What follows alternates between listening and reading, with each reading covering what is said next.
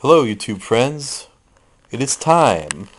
It is time to start working on the Philco 38-116 code. I have the code 125 receiver. This is the service manual I got from vintagemanuals.com, and they're in Batesville, Indiana. And this is a very good book I got from them. It has both the code 121 and the 125. I found out I have the code 125 stamped on the back of the chassis, so that would use this schematic here. And I think I showed this book before on another video, but I'm going to, this is actually very highly legible.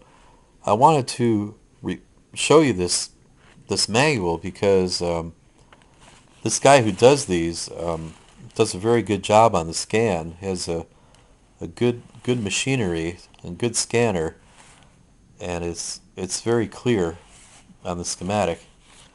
And what I've been doing tonight is to go over the parts list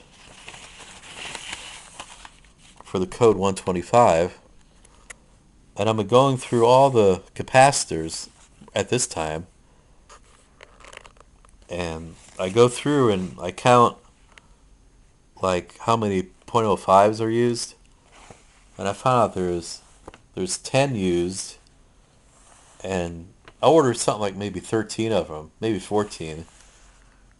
And for .02s, I counted 4 used, and I ordered like 6 of them. I always order extra than what I need, and that's in case if I get a leaky capacitor. Once in a while, I'll get a leaky one, and I just like to order a couple extra.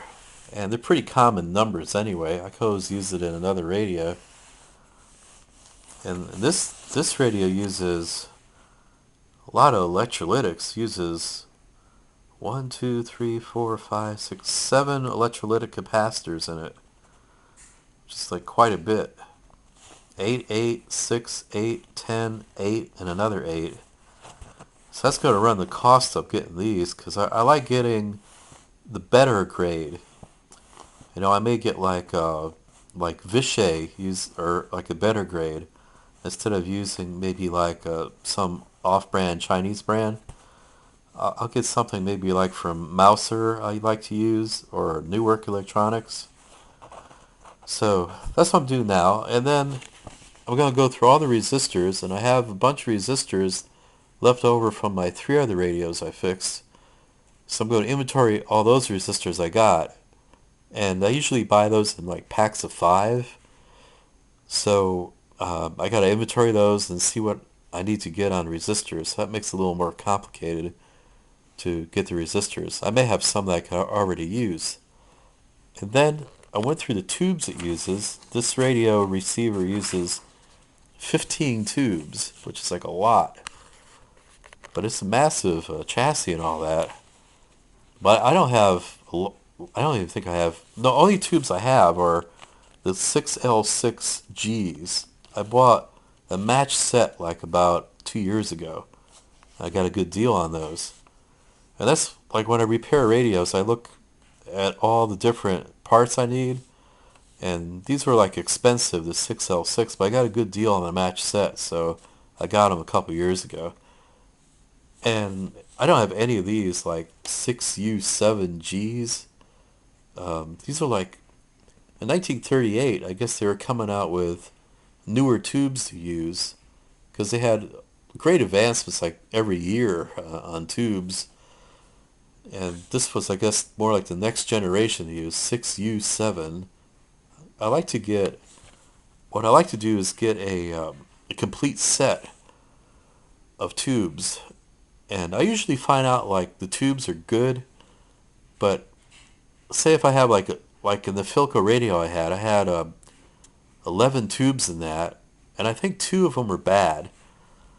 So 2 out of 11, that's probably about right on the estimation, because tubes are usually good, but I like having like a complete set, and I'll use them in the future. But I don't have a tube tester, so I just test them in the circuit. And if the circuit isn't working, I'll trace it through and find out what section of the circuitry isn't working, and I could, substitute a tube and see if it makes it work. So these are all glass tubes. Like it has 6K7G. Like I may have one of those in a metal tube, but I want to use the glass tubes. This radio has the shields that go over all the tubes, so I'll just get the glass ones. So that's what I got to order too. So this could be a little pricey to work on this radio, but got to do it. I've had the radio for probably like 4 or 5 years, but it's good to start working on it and get it going. No sense of having a radio sitting around and not working. So I figure maybe in like 3 or 4 months I could get it all together. So it's October now. So I might be done by sometime in February, I figure. So kind of wish me luck, folks. Got to get going on this project. It's pretty big. And I wanted to do some radios that were not as hard as this one to do. So kind of working up to this one. And you can see they really did the real deal on this radio. These are all the transformers, or the coils it uses. It has a coil for antenna range 1, a coil for antenna range 2, another coil for antenna range 3, another coil for antenna range 4, another coil for antenna range 5. So Philco really was trying to do their best on this thing. Separate coils for each antenna range. Pretty cool, huh? And they have separate oscillator coils too, instead of like, tapping a coil. Like, especially like, you see a lot of radios that are cheaper, they'll tap like the RF coils. This is a separate coil for RF range 1, a separate coil for RF range 2, separate coil for RF range 3, one for 4, one for 5. And there is a oscillator range 1 coil, oscillator range 2 coil, oscillator range 3 coil, and an oscillator range 4 and 5 coil. So this one's like tapped here. But I'm like saying this is a better radio, and I've always read good things about the 38-116.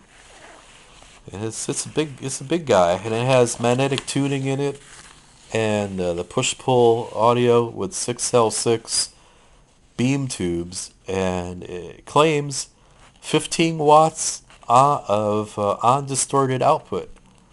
So that's pretty good, 15 watts undistorted. So I'll be happy to get into this, and wish me luck, and I think maybe in 3 or 4 months, maybe, I'll have the thing working. So take it easy, folks. Have a great day. Bye.